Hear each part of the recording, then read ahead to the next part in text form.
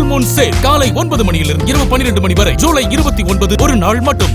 காவிரியின் குறுக்கே மேகதாதுவில் அணை கட்ட தமிழ்நாட்டின் அனுமதியை கேட்க வேண்டிய தேவை இல்லை என உச்சநீதிமன்ற தீர்ப்பு இருப்பதாக மத்திய நீர்வளத்துறை அமைச்சர் ராஜ்பூஷன் தெரிவித்திருப்பதற்கு தென்னிந்திய நதிகள் இணைப்பு விவசாயிகள் சங்கத்தின் மாநில தலைவர் விவசாயி ஐயாக்கண்ணு கண்டனம் தெரிவித்துள்ளார். கர்நாடகாவில் பாஜக ஆட்சியை பிடிப்பதற்காகவே மத்திய அமைச்சர் இவ்வாறு பேசியிருப்பதாக அவர் குற்றம் சாட்டியுள்ளார். இது தொடர்பாக ஐயாக்கண்ணுவுடன் எமது செய்தியாளர் நித்யானந்தன் நடத்திய கலந்துரையாடலை தற்போது காணலாம். காவிரி குறுக்கே மேகதாதுவில் கர்நாடக அரசு அணை கட்டுவதற்காக துடித்துக் கொண்டிருக்கக்கூடிய சூழலில் ஒட்டுமொத்த தமிழக விவசாயிகளும் எதிர்த்து வரக்கூடிய நிலையில் மத்திய அமைச்சர் பல்வேறு கருத்துக்களை தெரிவித்திருக்கிறார். இது குறித்து பேசுவதற்காக நம்மிடையே விவசாயி ஐயாக்கண்ணு இணைந்திருக்கிறார். மத்திய ஜல்சக்தித்துறை அமைச்சர் ராஜ்பூஷன் மிக முக்கியமாக உச்சநீதிமன்றத்துடைய தீர்ப்பில் தமிழ்நாட்டுடைய அனுமதியை கேட்டுதான் காவிரி குறுக்கே அணை கட்டணுன்ற அவசியம் இல்லைன்னு நேற்று பார்லிமெண்ட்ல பேசியிருக்கிறாரு, கடிதத்தில் பதில் கொடுத்திருக்கிறாரு. இந்த விவகாரத்தை ஒரு விவசாயியா எப்படி பாக்குறீங்க, விவசாய சங்க தலைவரா? உச்சநீதிமன்றத்தில் தீர்ப்பில் ஸ்பெசிபிக்காவே சொல்லியிருக்காங்க, கர்நாடகா அணையை கட்டக்கூடாது எது இனிமேல் அப்படின்னு.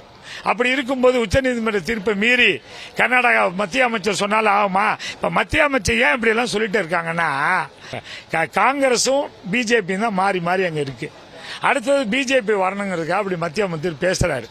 ஆனா தமிழ்நாடு பாலைவனம் ஆயிடுச்சுன்னா தண்ணி விடாம இங்க எத்தினாலு, கார்பனு, ஹைட்ரோகார்பனு, டீசல், பெட்ரோல் எடுத்துக்கலாம், மத்திய சர்க்கார் வளமா இருக்கும் அப்படின்னு நினைச்சு தமிழகத்தை அழிப்பதற்காக தவறான கருத்துக்களை மத்திய அமைச்சர் கூறுகிறார். தமிழ்நாடு அரசு இந்த விவகாரத்தில் என்ன நடவடிக்கை எடுக்கணும்னு நீங்க கோரிக்கை வைக்கிறீங்க? நான் இன்றைக்கு கல்வித்துறை அமைச்சரையும் கோஆபரேட்டிவ் மினிஸ்டரையும் விளையாட்டுத்துறை மந்திரி எல்லாத்தையும் பார்த்து பேசுறோம்.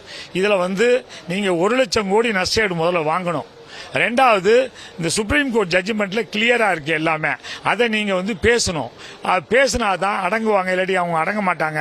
ஏதாவது சொல்லிட்டு இருப்பாங்க, பிரச்சனையை கிளப்பிடுறாங்க.